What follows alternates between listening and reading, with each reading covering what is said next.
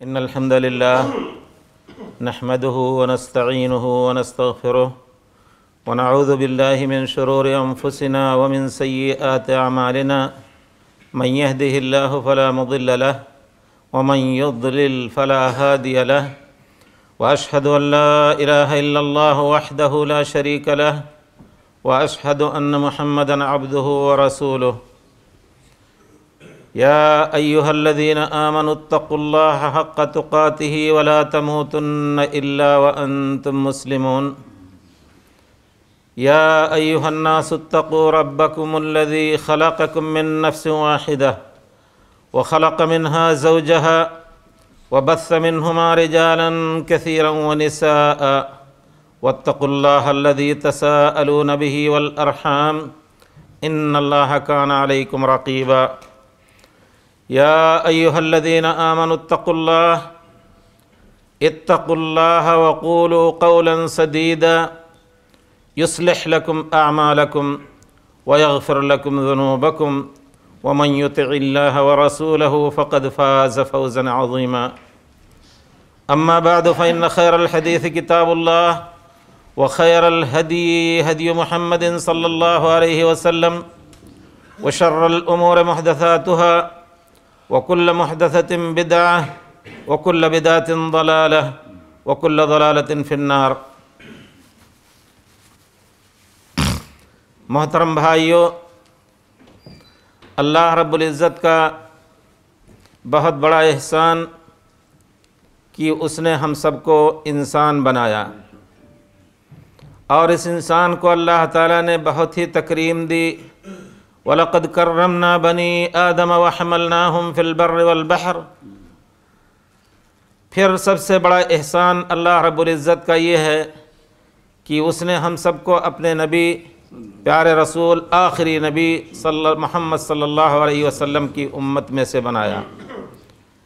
جس امت کے بارے میں اللہ تعالیٰ نے فرمایا ہے کنتم خیر امت اخرجت للناس، سب سے اچھی امت جو لوگوں کے نفع، لوگوں کے فائدے کے لیے برپا کی گئی ہے۔ آپ کے سامنے میں اس وقت خطبہ رسول صلی اللہ علیہ وسلم سے متعلق جو آپ کسی بھی موقع پر خاص طور پہ اختیار فرما کر کے خطبہ پڑھا کرتے تھے، وہ یہی خطبہ ہے جس کی 3 آیتیں میں نے پہلے پڑھی۔ اس کے بعد پیارے رسول نے فرمایا فَإِنَّ خَيْرَ الْحَدِيثِ کتاب اللہ، آخر تک۔ اللہ تعالیٰ فرماتے ہیں یا ایھا الذین آمنوا، اے مومنو، اتقوا اللہ حق تقاتہ ولا تموتن الا وانتم مسلمون۔ جس طرح اللہ سے ڈرنے کا حق ہے اس طرح ڈرو، اور آخر دم تک تم مسلمان ہو کر کے مرو۔ دعا یہ کرو، کوشش یہ ہو، عمل ایسا ہو کہ تم اسلام کی حالت میں، تو وفات آئے تو تم اسلام کی حالت میں ہو، نہ کہ زندگی بھر تم اچھے کام کرتے رہے آخر میں مرتد ہو کر کے مرو، یا کوئی ایسا کام کر جاؤ کہ خدا نخواستہ جس سے کفر لازم ہو، یا پھر ایسا کام کر جاؤ جس سے اعمال کا احباط یا اعمال باطل ہو جائیں۔ یا ایھا الناس یا ایھا الذین آمنوا اتقوا اللہ حق تقاتہ۔ بعض صحابہ سے یہ تفسیر وارد ہے کہ اللہ سے ڈرنے کا حق کیا ہے کہ اللہ کی اطاعت کی جائے اور اس کی نافرمانی نہ کی جائے، اللہ کا شکر ادا کیا جائے، اس کے شکریہ کا، اس کے احسان کی ناشکری نہ کی جائے۔ وَلَا تَمُوتُنَّ إِلَّا وَأَنْتُمْ مُسْلِمُونَ۔ ہر حالت میں آدمی کو دیکھنا ہے کہ ہمارا کام یہ اسلام کے منہج پہ چل رہا ہے، نبی کریم صلی اللہ علیہ وسلم کے طریقے پر چل رہا ہے، یا کہیں ہمارا قدم نبی کریم صلی اللہ علیہ وسلم کے طریقے سے بھٹکا تو نہیں۔ وَلَا تَمُوتُنَّ إِلَّا وَأَنْتُمْ مُسْلِمُونَ۔ کسی کو نہیں معلوم کہ کب اس کی موت آ جائے، اس وجہ سے لحظہ بھر اگر کوئی غلطی کر بھی لی اس نے تو فوراً نبی کریم صلی اللہ علیہ وسلم کی تلقین، پیارے رسول کی تاکید کے مطابق دوڑ کر کے توبہ کرے انشاءاللہ، تو پھر وہ نبی کریم صلی اللہ علیہ وسلم کے طریقے پر ہوگا، اور اگر اس کا اس حالت میں انتقال ہوا تو مسلمان ہو کر اور اسلام کی حالت میں اس کا انتقال ہوگا۔ پھر اس کے بعد نبی کریم صلی اللہ علیہ وسلم پڑھا کرتے تھے یہ دوسری آیت، یا ایھا الناس اتقوا ربکم الذی خلقکم من نفس واحدہ، اے لوگو، پورے دنیا کے لوگوں کو اللہ تعالیٰ نے مخاطب کر کے کہا اتقوا ربکم الذی خلقکم من نفس واحدہ۔ اللہ تعالیٰ نے کسی بھی مذہب کے لوگ ہوں، یہ چیز واضح ہے کہ نبی کریم صلی اللہ علیہ وسلم انبیاء کے بھائیوں میں سے ایک بھائی تھے، اور آپ کوئی نئی چیز توحید میں نہیں لے کے آئے، البتہ تشریعات، صلاۃ، زکوٰۃ، حج وغیرہ کے بعض تفصیلات میں اختلاف رہا، تو نبی کریم صلی اللہ علیہ وسلم نے سب کو مخاطب کر کے کہا کہ جس طرح تم پہلے انبیاء پر ایمان لاتے تھے اسی طرح ہمارے اوپر ایمان لانا ضروری ہے۔ اللہ سے ڈر کر کے تم پہلے جس طرح انبیاء پر ایمان لاتے تھے اب میرے اوپر ایمان لاؤ۔ یا ایھا الناس اتقوا ربکم الذی خلقکم من نفس واحدہ، اور یہ جان لو کہ تم سب ایک جان سے پیدا کیے گئے ہو۔ انسانی تاریخ کا اعادہ ہے، نبی حضرت آدم علیہ السلام جو ہم سب کے باپ ہیں، دادا ہیں، ان کی پیدائش کے بارے میں اللہ تعالیٰ نے واضح طور پر فرمایا کہ اللہ تعالیٰ نے اپنے دست مبارک سے، یہ بھی انسان کی تکریم اور انسان کی کرامت اور عزت کا ایک مظہر ہے کہ اللہ تعالیٰ نے اپنے دست مبارک سے آدم علیہ السلام کو پیدا کیا۔ پھر آدم علیہ السلام سے ان کی بیوی کو پیدا کیا، جیسا کہ صحیح روایات میں ہے کہ حضرت آدم علیہ السلام کو اللہ تعالیٰ نے پیدا کیا تو انہوں نے وحشت محسوس کی، پھر اللہ تعالیٰ نے ان کے پہلو سے، جیسا کہ حدیث شریف میں ہے کہ عورتوں کے ساتھ صبر کرو، فَإِنَّهُنَّ خُلِقْنَ مِن ضِلْعٍ، پسلی سے پیدا کی گئی ہیں۔ تو اس کی ایک تفسیر یہ بھی کی گئی ہے کہ حضرت آدم علیہ السلام جنت میں تھے، اور بعض روایتوں میں آیا ہے کہ سوئے ہوئے تھے، صبح اٹھے تو آپ کے پہلو میں حضرت حوا ملی۔ وَخَلَقَ مِنْهَا زَوْجَهَا وَبَثَّ مِنْهُمَا رِجَالًا كَثِيرًا وَنِسَاءً، جیسا کہ علمی سوالات میں سے سوال بھی کیا جاتا ہے کہ کوئی ایسی ذات بتاؤ جو بغیر ماں کے پیدا ہوئی ہو، اس میں حضرت حوا کا نام لیا جاتا ہے، یعنی گویا باپ کی حیثیت تھی حضرت آدم علیہ السلام کی، اور ایسی شخصیت بتاؤ جو بغیر باپ کے پیدا ہوا ہو۔ مسلمانوں کے عقیدے میں حلال اور جائز طریقے سے حضرت مریم نے حضرت عیسیٰ کو جنا۔ تو کہنے کا مطلب یہ ہے کہ اللہ تعالیٰ نے ہمارے اوپر احسان جتایا ہے کہ ہم سب ایک برادری کے لوگ ہیں۔ یا ایھا الناس اتقوا ربکم الذی خلقکم من نفس واحدہ وخلق منها زوجها، انہی سے ان کی بیوی کو پیدا کیا، وبث منہما رجالا کثیرا ونساء، انہی دونوں کی ذات سے یہ دنیا مردوں اور عورتوں سے بھر دیا اللہ تعالیٰ نے۔ وبث منہما رجالا کثیرا ونساء واتقوا اللہ الذی تساءلون بہ والارحام ان اللہ کان علیکم رقیبا۔ اس میں کوئی شک نہیں، انبیاء آتے تھے، اس میں سے کچھ لوگ انبیاء کی موافقت کرتے تھے، اکثر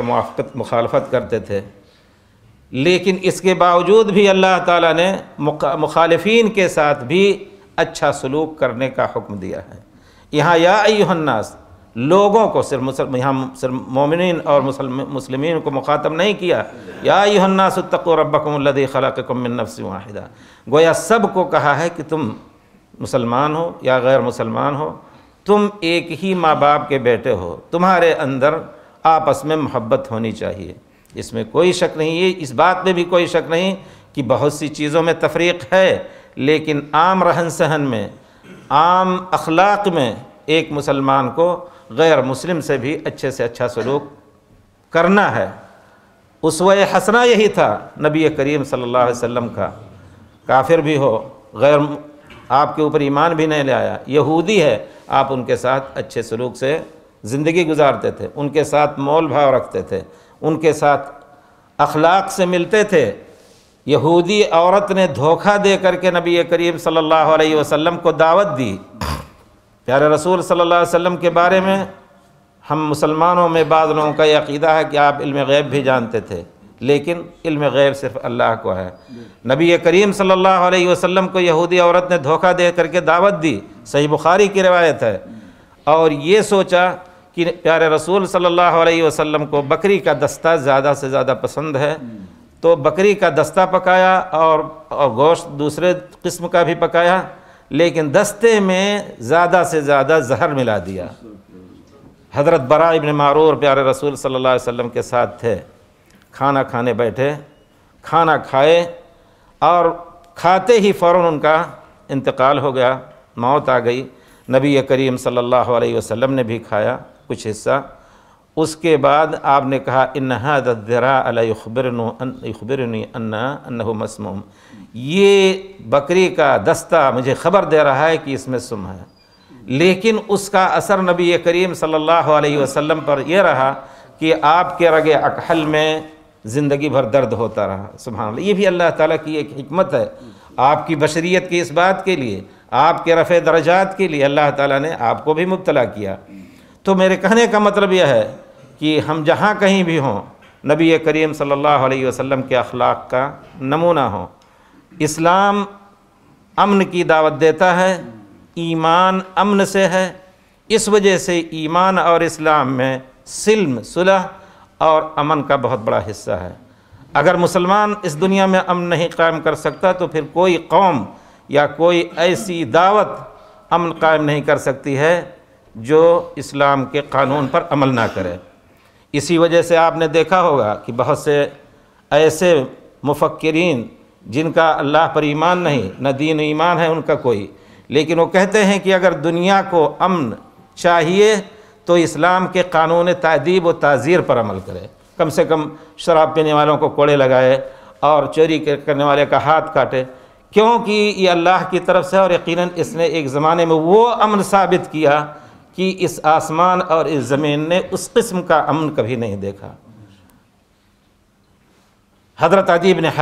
حاتم طائی کا نام مشہور ہے، خاص طور پہ سخاوت میں۔ ان کے لڑکے بیٹے عدی نبی کریم، صحیح بخاری کی روایت ہے، نبی کریم صلی اللہ علیہ وسلم کے پاس آئے تو ان کے گردن میں صلیب لٹک رہی تھی، اسلام لانے آئے تھے پیارے رسول کے دست مبارک پر بیعت کرنے، صلیب لٹک رہی تھی۔ پیارے رسول نے فرمایا انزع عنک ھذا الوطن، یہ بت نکال کے پھینک دو، نکال کے پھینک دیا۔ اس کے بعد ایک آدمی آئے، نبی کریم حضرت عدی بن حاتم کہتے ہیں ایک آدمی آئے تو انہوں نے فاقہ اور فقر کی شکایت کی۔ ایک آدمی آئے، کہتے ہیں اللہ کے رسول چور اور ڈاکو ایسے پھیلے ہوئے ہیں کہ راستہ چلنا مشکل ہے۔ تو پیارے رسول نے عدی بن حاتم کو مخاطب کر کے کہا یا عدی هل رأیت الحیرہ، ہیرا شہر جو شام میں ہے تم نے دیکھا ہے اس کو؟ کہتے ہیں ما رأیتها ولکنی انبت عنها، ہم نے وہ شہر دیکھا نہیں کہ اس کے بارے میں مجھے معلومات ہیں، لوگوں نے مجھے اس کے بارے میں بتایا ہے۔ پیارے رسول صلی اللہ علیہ وسلم فرماتے ہیں واللہ رب الرحمن کی قسم لیتمن اللہ ھذا الامر، اللہ تعالیٰ اسلام کو ایسے طریقے پر تمام کرے گا کہ اور امن ایسا پھیل جائے گا کہ ترکب الضعینۃ من الحیرہ، ایک اکیلی عورت اونٹ پہ سوار ہو کر کے کعبہ شریف کا طواف کرے گی، لا تخاف الا اللہ، اللہ کے علاوہ کسی اور کا خوف اس کو نہ ہوگا۔ سبحان اللہ۔ حضرت عدی بن حاتم کہتے ہیں فقلت فی نفسی،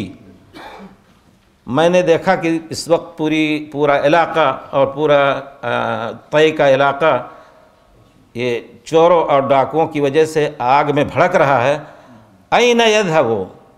دعار بنی طی الذین قد سعروا البلاد، کہتے ہیں اس وقت میں سوچ نہیں پا رہا تھا کہ یہ بنی طے کے گنڈے کہاں چلے جائیں گے جنہوں نے پورے شہر میں آگ لگا رکھا ہے۔ کہتے ہیں واللہ ایک زمانہ آیا پھر کہ اللہ نے اسلام کو مکمل کیا اور پھر امن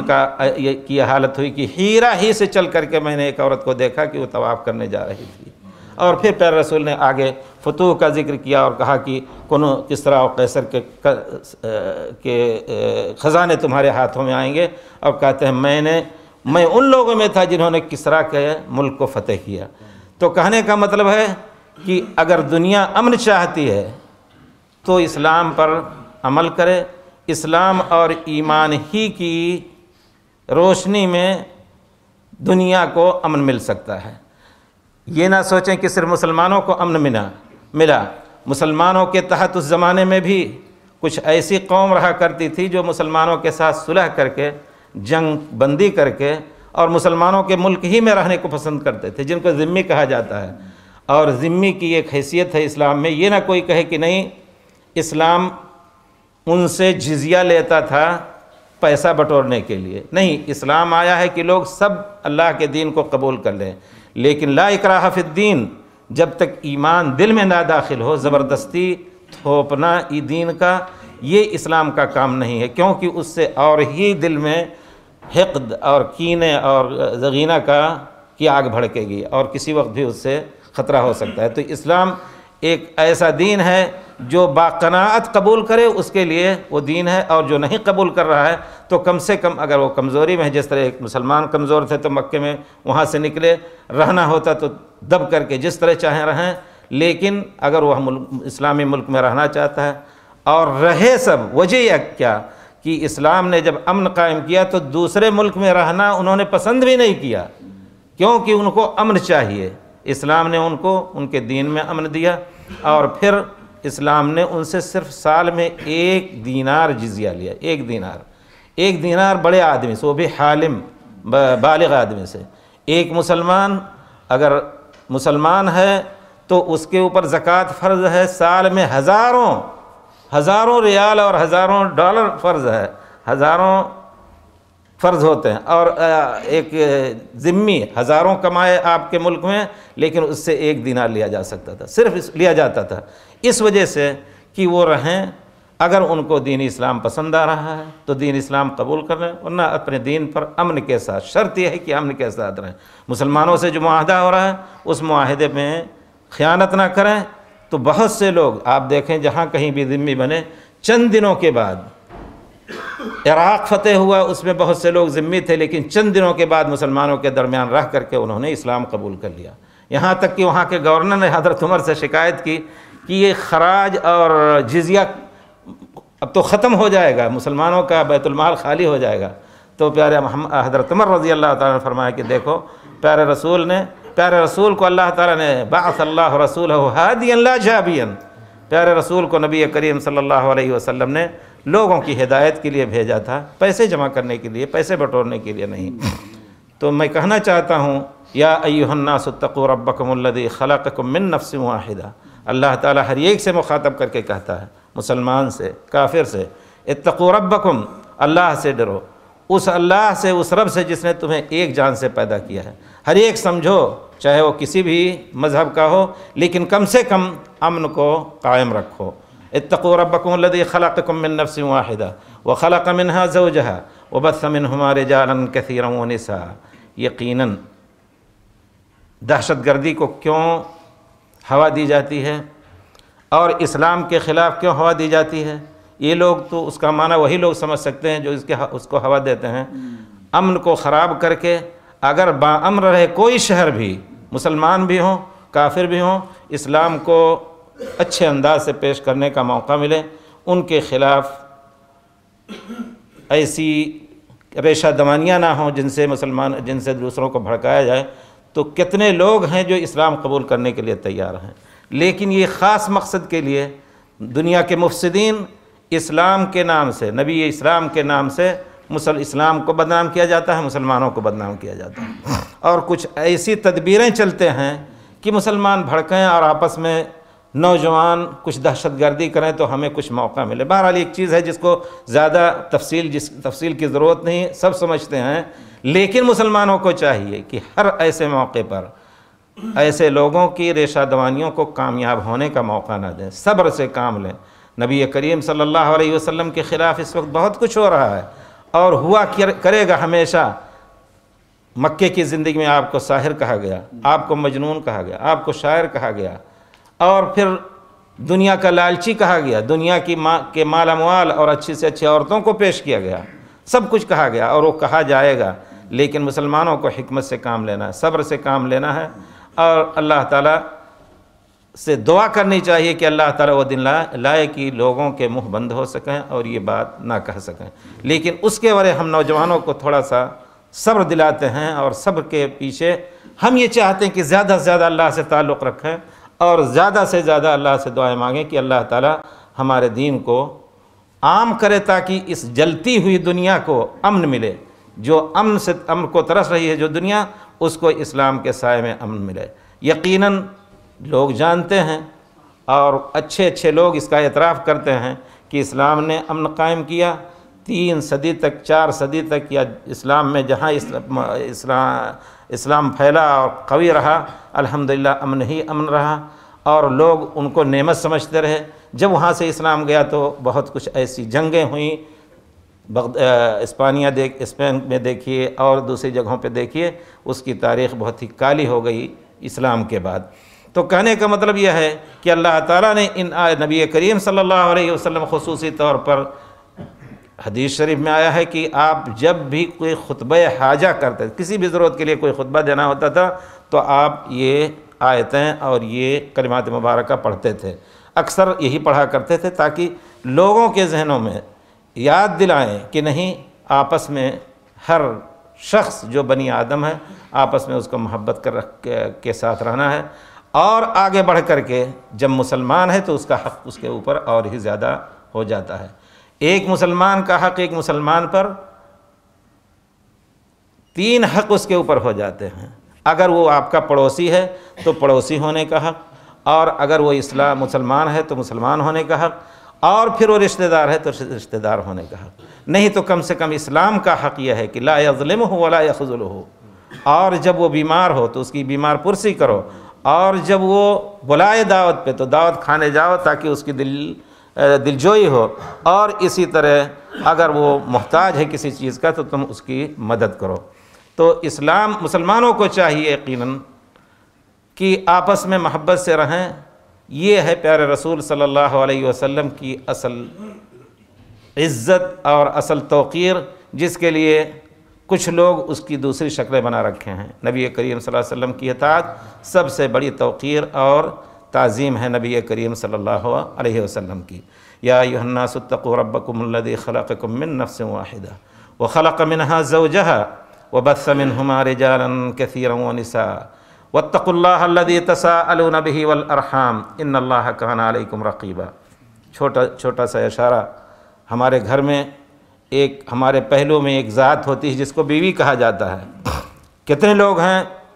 جو بیویوں کے حقوق کو بھی پامال کر رہے ہیں، اپنے کو گھر میں ہوتے ہیں تو شیر کی طرح، باہر ہوتے ہیں تو ہو سکتا ہے بلی کی طرح، ایسے بھی ہوتے ہیں لوگ، گھر میں بچوں کے سامنے شیر کی طرح۔ یقیناً پیارے رسول کے اسوے کے خلاف کر رہے ہیں۔ اسوے رسول، آپ 3 آدمی آئے پیارے رسول کے بارے میں ازواج مطہرات سے پوچھنے کہ جب نبی کریم صلی اللہ علیہ وسلم مجلس میں، مسجد میں، عام مجلس میں ہوتے ہیں تو آپ کے اعمال کو دیکھتے ہیں، صلاۃ پڑھاتے ہیں، صلاۃ کے بعد اور نفلی صلاۃ جو کچھ آپ پڑھاتے ہیں دیکھتے ہیں، تو گھر میں جب رہتے ہیں آپ تو کیا کچھ کرتے ہیں؟ تو حضرت عائشہ نے کہا پیارے رسول صلی اللہ علیہ وسلم اذا کان فی بیت اہلہ یکون فی محنت اہلہ، اپنے گھر والیوں کے کاموں میں رہتے ہیں پیارے رسول۔ اب آپ سوچئے گھر والی کا کام کیا ہے؟ کھانا پکانا ہے تو اس میں بھی مدد کرنا ہے، آٹا گوندنا تو اس میں بھی مدد کرنا ہے۔ یہ اچھے اخلاق کا نمونہ اگر کوئی شخص اپنے گھر والوں کے ساتھ پیش کر سکتا ہے تو بیوی کے ساتھ اس کی ایک ساتھی بن کر کے، اس کی ایک مددگار بن کر کے گھر کا کام کرے۔ بچوں کے ساتھ اس کا ایک بھائی، بچوں کا بھائی بن کر کے اور ان کے ساتھ سلوک کرے۔ یہ ہونا چاہیے، یہ نبی کریم صلی اللہ علیہ وسلم کے اخلاق مبارکات ہے۔ اسی طرح نبی کریم صلی اللہ علیہ وسلم کو ازواج مطہرات نے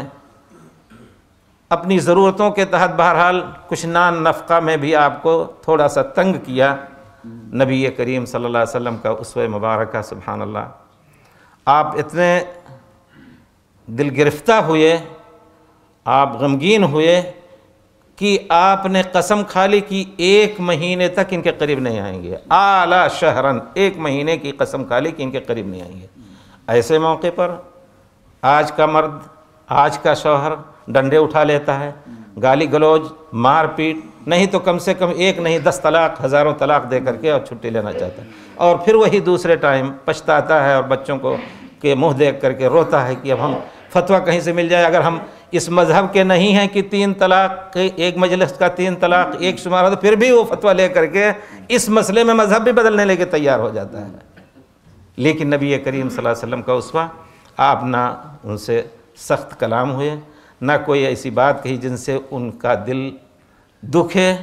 آپ خود الگ ہو گئے، اور پھر مہینے بھر صلی اللہ علیہ وسلم دور رہے۔ حضرت عائشہ کہتی میں رات دن گنا کرتی تھی، جب 29 دن ہوئے تو پیارے رسول میرے پاس آئے، میری باری تھی، میرے پاس آئے۔ میں نے کہا اللہ کے رسول آپ نے 1 مہینے کی قسم کھائی تھی، آج تو 29 تاریخ ہے۔ پیارے رسول نے فرمایا الشہر ہاکذا ہاکذا وہاکذا، یعنی مہینہ 29 کا بھی ہوتا ہے اور 30 کا بھی ہوتا ہے۔ تو کہنے کا مطلب ہے کہ دل یقیناً آپ بشر تھے، آپ بھی متاثر ہو سکتے تھے اور ہوئے یقیناً، اور آپ اور کچھ نہیں، لیکن چونکہ اللہ تعالیٰ نے آپ کو اسوہ ہم سب کے لیے بنا کے بھیجا تھا، آپ نے کوئی ایک ایسا لفظ نہیں نکالا جس سے ان کو بھی تکلیف ہو یا خود بیویوں کے خلاف کوئی ہو۔ پھر اللہ تعالیٰ نے آپ کو کہا یا ایھا النبی قل لازواجک، اے پیارے رسول آپ کہہ دیجئے اپنی بیویوں سے ان کنتن تردن الحیات الدنیا وزینتہا فتعالین امتعکن وسرحکن سراحا جمیلا، آؤ اگر دنیا کے مال و متاع چاہتی ہو تو آؤ، ہم تم کو کچھ دے دلا کر کے چھٹی دے دیتے ہیں۔ حضرت عائشہ کہتی ہیں اللہ کے رسول یہ تو ہو ہی نہیں سکتا ہے، اور آپ کو میں اختیار کرتی ہوں لیکن کسی کو نہ بتائیے کہ میں نے اختیار کیا۔ تو پیارے رسول نے فرمایا کوئی پوچھے گی تو میں بتاؤں گا۔ بہرحال سب نے پیارے رسول کو اختیار کیا۔ ہونا یہ چاہیے، اس میں کوئی شک نہیں کہ اختلاف ہو سکتا ہے آپس میں، تو بہت ہی دل جمعی اور بہت ہی صبر کے ساتھ، اور آپ خود کہتے ہیں کہ عورت ناقص عقل ہوتی ہے، آپ کامل العقل ہو کر کے یہ کہہ دیں کہ بھائی دیکھیے اب پانی سر سے اونچا ہو رہا ہے، ہماری اور آپ کی نہیں گزرے گی اگر اس طرح کا ہوگا۔ یقیناً اگر عقل مند عورت ہے تو اتنی بات پہ وہ لوہا بھی ہو تو پگھل کر کے وہ موم ہو جائے گی، اور اگر نہیں واقعی اس کے دل میں ہے آپ کے خلاف تو جائے، ایسی عورت کے ساتھ رہنے میں کوئی خیر نہیں۔ اللہ تعالیٰ نے آخری مرحلہ جو رکھا ہے، ورنہ کوشش یہ کی ہے کہ آدمی صلح کی کوشش کرے، اور پھر نہیں تو اس کے خاندان کے لوگ دونوں طرف سے، کیونکہ جب یہ دو میاں بیوی اکٹھے ہوئے تھے، 2 خاندان اکٹھے ہوئے تھے، 2 خاندان کے دل اکٹھے ہوئے تھے، اب اگر یہ 2 دل ٹوٹیں گے تو 2 خاندان کے دل ٹوٹ کر کے اور پھر بہت کچھ فتنہ فساد پیدا کر سکتے ہیں۔ اس وجہ سے اللہ تعالیٰ نے فرمایا ہے کہ فَابْعَثُوا حَكَمًا مِّنْ أَهْلِهِ وَحَكَمًا مِّنْ أَهْلِهَا يَا أَيُّهَا النَّاسُ اتَّقُوا رَبَّكُمُ الَّذِي خَلَقَكُم مِّن نَّفْسٍ وَاحِدَةٍ وَخَلَقَ مِنْهَا زَوْجَهَا وَبَثَّ مِنْهُمَا رِجَالًا كَثِيرًا وَنِسَاءً وَاتَّقُوا اللَّهَ الَّذِي تَسَاءَلُونَ بِهِ وَالْأَرْحَامَ إِنَّ اللَّهَ كَانَ عَلَيْكُمْ رَقِيبًا۔ یہاں اللہ تعالیٰ نے پھر تقوی کا واسطہ دے کر کے، تقوی کا وسیلہ دے کر وَاتَّقُوا اللَّهَ الَّذِي تَسَاءَلُونَ بِهِ وَالْأَرْحَامَ، اس رب سے ڈرو جس سے تم مانگتے ہو اپنی ضرورتوں کو، اور ارحام رشتہ داریوں کا خیال رکھو۔ یہ چیز بھی اس زمانے میں ضائع ہو رہی ہے۔ رشتہ دار سب سے قریبی سے قریبی 2 بھائی جو بھائی ہوا کرتے ہیں عام طور پہ، وہ ایک دوسرے کے دشمن ہوتے ہیں۔ وَاتَّقُوا اللَّهَ الَّذِي تَسَاءَلُونَ بِهِ وَالْأَرْحَامَ، اس رب سے ڈرو جس سے تم اپنی ضرورتیں مانگتے ہو، اور صلہ رحمی کا خیال رکھو، ارحام کو بچاؤ، رحم رشتہ داری کو بچاؤ، ٹوٹنے نہ پائے، اس کا حق بہت بڑا ہے۔ اگر وہ رشتہ داری ٹوٹی تو تمہارا تعلق اللہ سے ٹوٹا۔ حدیث شریف میں ہے، نبی کریم صلی اللہ علیہ وسلم فرماتے ہیں کہ جب اللہ تعالیٰ نے رحم کو پیدا کیا، رشتہ داری راحمیم، رحم کو پیدا کیا، رشتہ داری کو پیدا کیا، تو اللہ اس نے کھڑے ہو کر کہا اللہ تعالیٰ میرا کیا حق ہے؟ تو کہتی ہے عرش کا پایا پکڑ کر کے کہا، رشتہ داری کہتی ہے کہ اللہ تعالیٰ میرا کیا حق ہے؟ اللہ تعالیٰ نے فرمایا الا یرضیک، تمہیں چیز خوش نہیں کر رہی ہے کہ جو تم سے جوڑے میں اپنے سے اس کو جوڑوں، اور جو تم کو کاٹے میں اپنے سے اس کو کاٹوں۔ اللہ اکبر۔ پھر پیارے رسول فرماتے ہیں کہ انا خلقت الرحم، میں نے پیدا کیا رشتہ داری کو، وشققتها من اسمی، اپنے نام سے اس کو ٹکڑا دے کر کے ہم نے اس کا نام رکھا ہے۔ رحمان رحم رحمان سے ہے، رے میم، رحمان اس کے بعد الف اور نون ہے، اور رے میم۔ اللہ تعالیٰ فرماتے ہیں کہ ہم نے اس کو اپنے نام سے ٹکڑا کر کے دیا، شققتها من اسمی۔ اللہ سے ڈرو، اپنے ارحام کی حفاظت کرو۔ اس وجہ سے اس مختصر خطبے میں تفصیل کی ضرورت نہیں، بہت سی احادیث ہیں نبی کریم صلی اللہ علیہ وسلم نے مختلف انداز پہ، مختلف مواقع پر، مختلف ایام میں لوگوں کو خاص طور پر رشتہ داری کے حفاظت کا بہت زیادہ تاکید فرمائی ہے صلی اللہ علیہ وسلم نے۔ اور سب سے بڑی ترغیب کی بات ہے، خوف کی بات ہے کہ یقیناً انسان یہ سوچ کر کے کہ اللہ ہم سے اپنا رشتہ یا اپنا تعلق توڑ رہا ہے، اس کے باوجود دو بھائی، سگے بھائی یا ایسے رشتہ دار جو ماں کی طرف سے ہوں یا باپ کی طرف سے ہوں، مہینوں اور سالوں اکٹھا نہیں ہوتے اور نہ ایک دوسرے سے بولنے کے روادار ہوتے ہیں۔ بہت بڑی گناہ کی بات ہے۔ دو مسلمان، دیکھیے حدیث شریف صحیح ہے، صحیح حدیث میں ہے، نبی کریم صلی اللہ علیہ وسلم فرماتے ہیں کہ اللہ کے اوپر اعمال خمیس کے دن اور اثنین کے دن پیش کیے جاتے ہیں بنی آدم کے، لیکن ان لوگوں کے اعمال کو اللہ تعالیٰ موقوف کر دیتا ہے۔ دو مسلمان عام وہ رشتہ دار نہ ہو تب بھی اگر وہ ایک دوسرے سے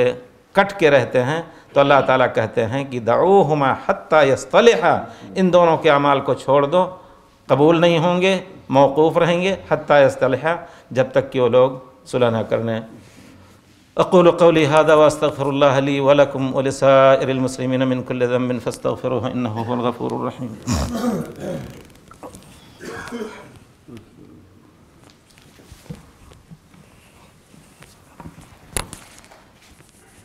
ان الحمد للہ